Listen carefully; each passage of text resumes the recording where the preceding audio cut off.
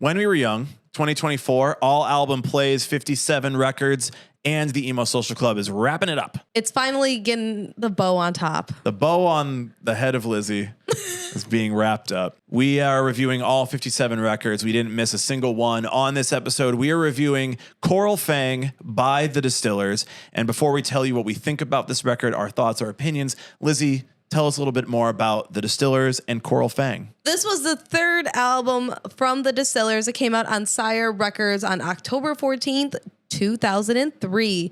This was produced as well by Gil Norton, who had worked with the Pixies and Echo and the Bunnymen. The singles from this album were Drain the Blood, The Hunger, and Beat Your Heart Out. This is also a band that is originally from Australia.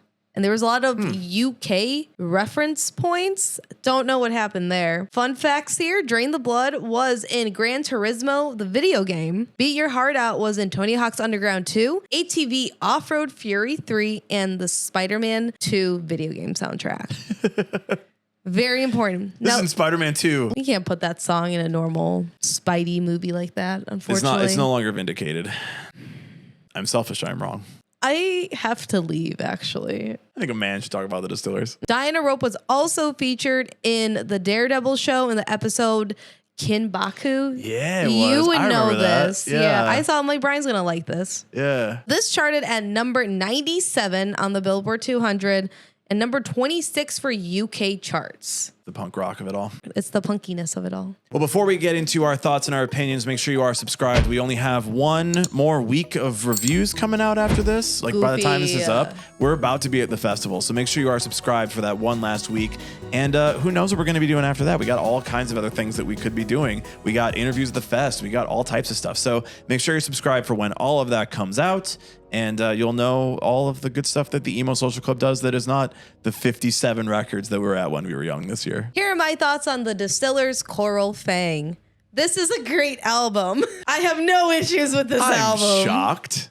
Wow, is that so crazy, Brian? The Distillers are one of the very first punk bands that I found and really heavily got into when I was in high school. And I found them from this book called My So-Called Punk. They talk so extensively about the Distillers and Brody, Dalle, and there just is not that much information at the time that was out there about this band. And arguably, I feel now for the most part too. When it came down to understanding what they were and getting more into it, I was super stoked, and I realized at the time that they were broken up. So when they got back together and they announced a handful of shows that were not in Chicago, I convinced one of my friends to go down to Atlanta with me to go to Shaky Knees to go and see their first show back, and it was fantastic. Brody Dalle is my God. First of all, my God. I love her so much. Her voice is so guttural and raw while being so impactful and different to what we see a lot of feminine vocalists do in general, especially being so pivotal in the punk scene. This is a fantastic album. Here are my thoughts on Coral Fang by the Distillers. By all accounts, by all metrics, by all the charts and the data that has been accumulated about my thoughts on punk rock, bands like this, the fact that this is so highly tied to the band Rancid, who I fucking hate. Cannot stand Rancid. Let's go. This record is really, really good. This record is really good. Here's the story. I had an ex-girlfriend who was obsessed with the Distillers and Rancid, had a Tim Armstrong tattoo. Yikes. Right? Gentlemen, if she has a Tim Armstrong tattoo, that's not your girl. That's Tim Armstrong's girl. I guess not really. By proxy in some way. By proxy in some way. You'll never achieve his mohawk. Yeah. Or his beard. Or his gigantic guitar. I don't like Rancid. The grip that women like Brody Dalle and Kat Von D and any of these like tattooed, ultra makeup, like big black hair, like the grip that they had on the punk scene and the Warped Tour scene, like not just rockabilly, but also like emo scene and the punk scene, the pop punk scene. Like there was a grip that these women had on like girls and style and fashion that I was like, please.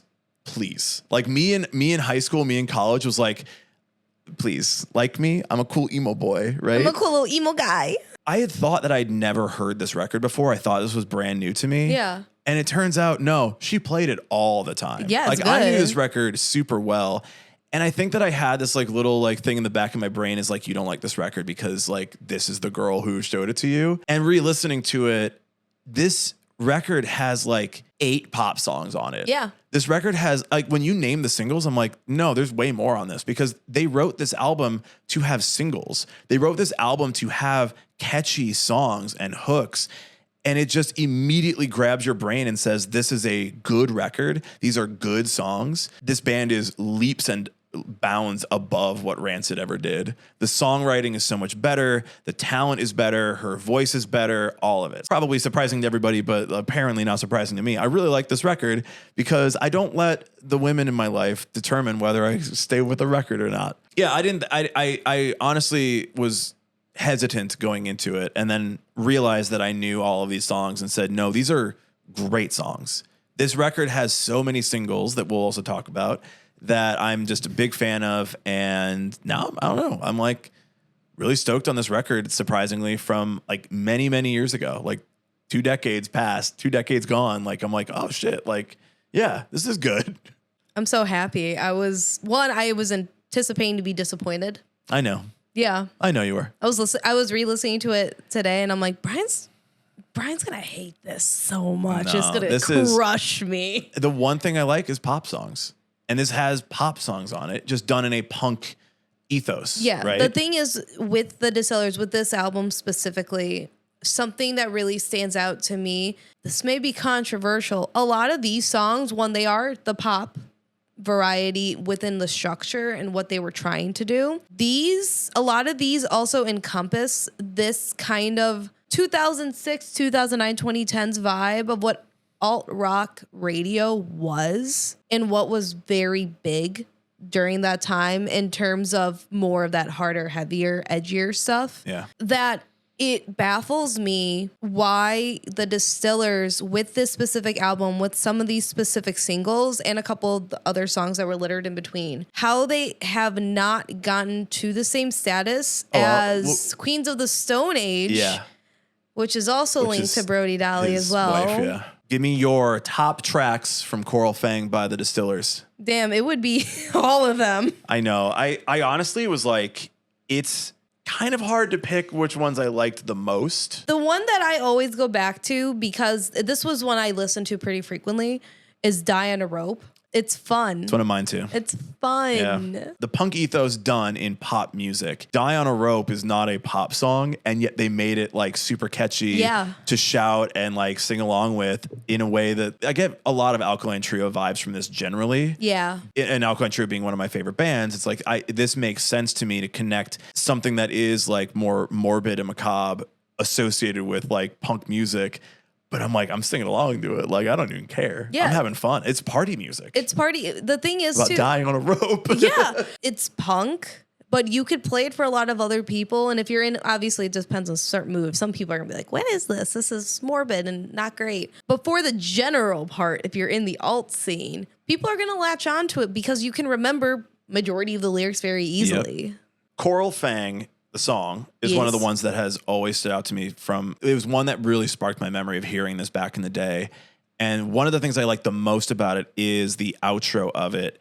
There is not a lot of harmonies and stuff going on this record. Brody Dalle's voice being so guttural and so raw does kind of hit like a wide spectrum. So you feel like there's a lot of voices happening at you, but there's not a lot of like vocal effects done to like give harmonies and all that. But on Coral Fang, at the very last chorus, there's these very weird, like moving vocal lines that sort of create this dissonance. It's something that I don't hear in a lot of stuff since then.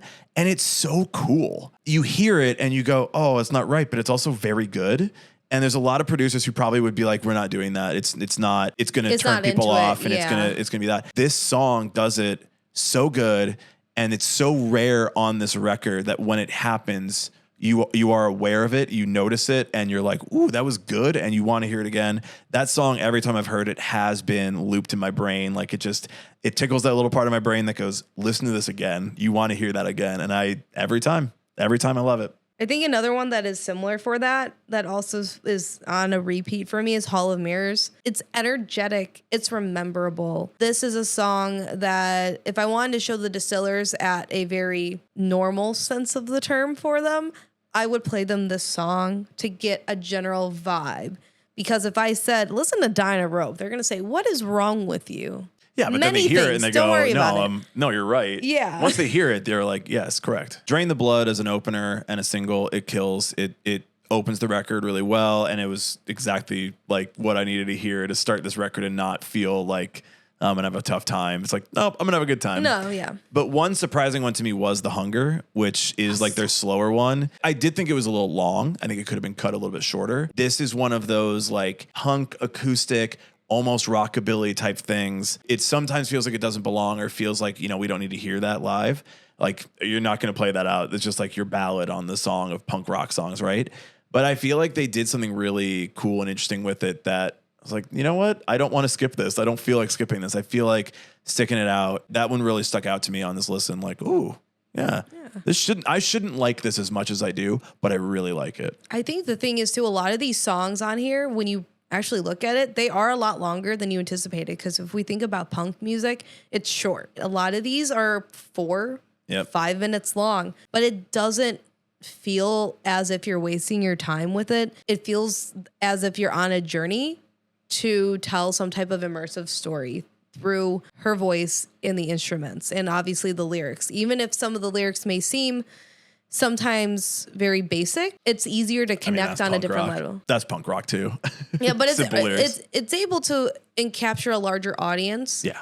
I was thinking this the other day about Mayday Parade, and one of the songs you didn't like, you're going to hate to find out when the song is written about you or whatever the song is from Mayday Parade.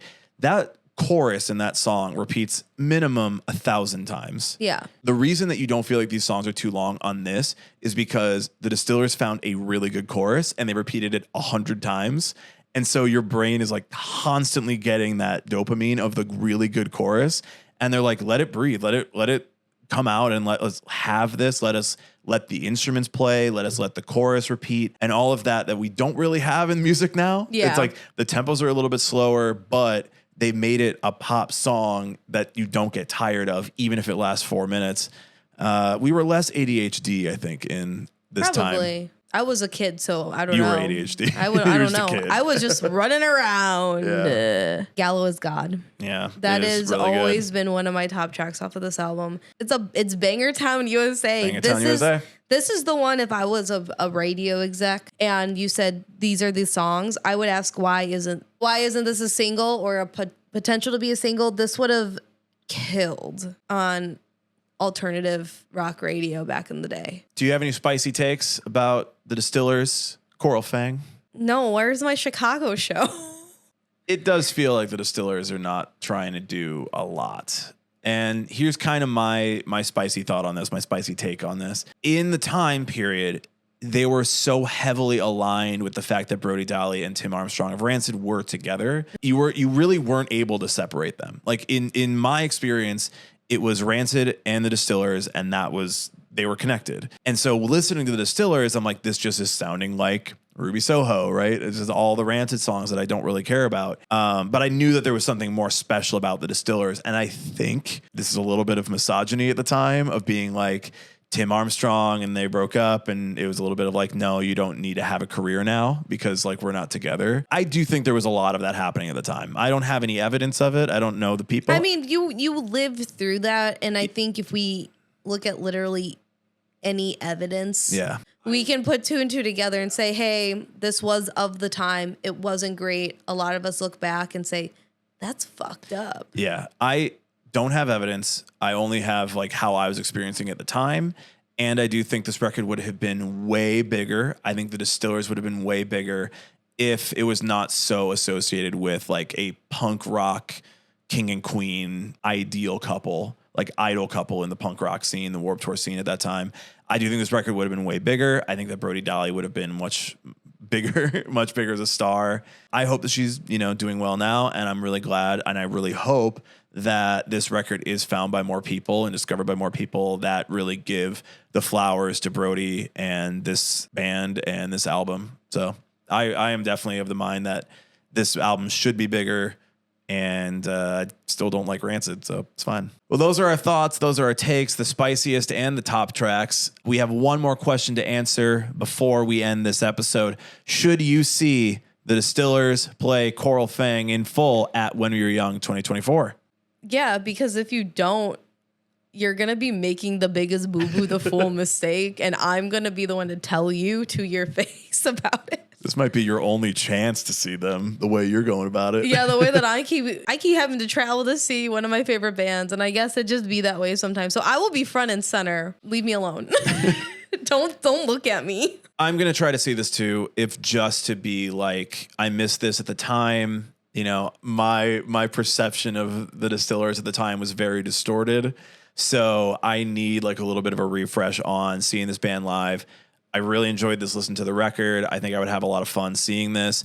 And I do think that Brody deserves her flowers for being, you know, in this band that wrote a really good pop punk record from the early 2000s that, you know, people need to hear, people need to see. And like I said, there's a lot of kids nowadays who be looking at like Brody Dalle's style from the early 2000s and being like, I'm doing that. That's what I'm doing. Yeah. I want to look like that. Again, at the time, I was like, yes, please. When I was starting to Google her after finding out who she was, I was like, this is exactly what I'm looking for. And she's just a style icon for me. Yeah. I love it so much, especially when she did her solo tour. I did see her during her solo tour. Good. So that's where we'll be at When We Were Young. Where will you be? Hopefully in the comments, in the like button, in all the stuff down below. We are almost done. There's a playlist. If you're watching this after the fact, you can still watch it. We still had thoughts. Yeah. They might be on tour. They might be on tour, so you should see them on there. But let us know what you think about this episode, about all of our episodes. All the stuff is down in the description down below. Like, comment, subscribe, all the good stuff to help spread the message about the Distillers and Coral Fang and this really good record. But until When We Were Young, until the Distillers, and until Coral Fang, we will see you there.